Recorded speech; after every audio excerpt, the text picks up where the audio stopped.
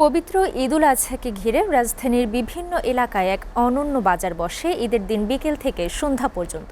দিনভর যেসব দারিদ্র মানুষ অথবা শ্রমিক শহরের বিভিন্ন কোরবানি দাতাদের কাছ থেকে মাংস সংগ্রহ করেন, সেই অতিরিক্ত মাংস সংরক্ষণের অভাবে সাশ্রয়ী মূল্যে তুলে দেন কোরবানি দিতে না পারা নিম্ন মধ্যবিত্তদের হাতে। সামাজিক মর্যাদা অক্ষুণ্ণ রেখে এই কেনাবেচার মাধ্যমেও ঈদের আনন্দ ছড়িয়ে পড়ে সমাজের সর্বস্তরের মানুষের মাঝে। হাসিবুল ইসলাম শান্তর প্রতিবেদনে দেখুন বিস্তারিত। দিনভর কোরবানির আনুষ্ঠানিকতা শেষে যখন বিকেল গড়িয়ে সন্ধ্যা নামে, তখন ঢাকার কিছু চেনা ফুটপাত রূপ নেয় অন্যরকম বাজারে। গড়ে ওঠে অস্থায়ী মাংসের বাজার। সারাদিন যারা কোরবানির মাংস সংগ্রহ করেন অথবা মাংস বানিয়ে মজুরির পাশাপাশি উপহার পান, তারা এখানে আসেন বাড়তি অংশের বিক্রেতা হয়ে।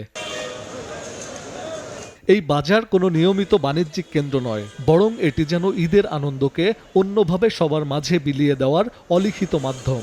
অর্থাভাবে যেসব নিম্ন মধ্যবিত্ত মানুষ কোরবানি দিতে পারেন না কিংবা পারেন না হাত পাততেও, অথবা নিত্য বাজারে চড়া দামের কারণে বঞ্চিত হন কেনা থেকে, তারা এখানে সাধ্যের মধ্যে পেয়ে যান পছন্দের অংশটি। এই যে 2 কেজির মতো পাইছি, আর 2 কেজি 2 কিনবো, কিন্তু কেনার মতো ওই সেরকম তৈরি করছে না। ওনারা কষ্ট করে যেহেতু আনে 500-600 টাকার ভিতরে খারাপ না, আমাদের মতো মানুষের জন্য মোটামুটি ভালো ভাই। আর কি করার, গরিবে কিনে তো খাইতে বেশি কথা, সবার খাওয়ার টাইম, এই কারণে আমরা খাওয়াইতেছি, পোলা বান্ডা কিনে নিয়ে খাওয়াইতেছি। তাছাড়া কি করবো, ঘুরে ঘুরে দেখি, যদি পাই এনে যাবো, আর না পাই তাহলে চলে যাবো।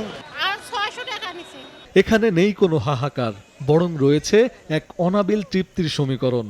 বিক্রেতার পকেটে যেমন পৌঁছায় উৎসবের বাড়তি কিছু অর্থ, তেমনি ক্রেতার ঘরে ফেরে সন্তানের মুখে হাসি ফোটানোর আনন্দ। কেজি হলো আমরা 350। বেচা কেনা মোটামুটি হইতেছে স্যার, কেবল আমরা আইলাম তো, কাস্টমার আছে বাজারে, ইনশাল্লাহ বেচা কিনে হবে সবই। 600 টাকা কেজি বিক্রি হইতেছে। আমার বাসাটা রাইখা বাদ বাইরে বিক্রি করতে আসছি, আর কোনো অন্য কিছু নাই ভাই এটা শাড়ির মাংস মাথার মাংস মিলাই না, এটা ব্যস্ত আছি 600 টাকা কেজি। আমার বাড়ি হলো কিশোরগঞ্জ, গরু আনছি আমরা ময়মনসিং থেকে।